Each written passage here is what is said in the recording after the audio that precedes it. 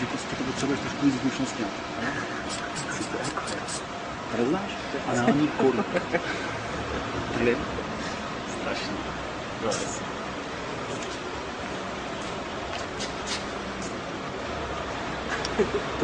Použiješ lubrikant. Bacha, auto.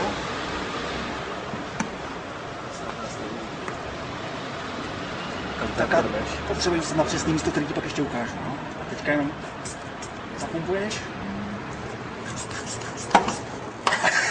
A je to.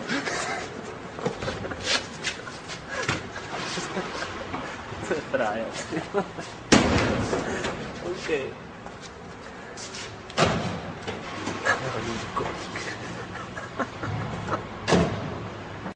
Takhle, tohle je jeden z mých nejoblíbenějších, je to strašně rychlý a strašně účinný. Při použití musíme trošku naslinit.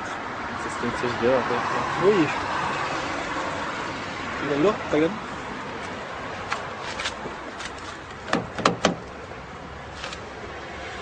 Tak já to musím těsnit.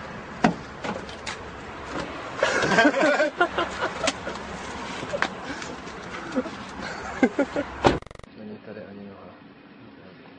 Stará dobrá Policie, zámky na jednoduchý elektrický odvod. Tohle je co? To je 1800 kV, kamaráde. Můžeme jít do těch zámků, pustíme 1800 kV a uvidíme, co se stane. Jenom bacha, ničeho se neotýkat.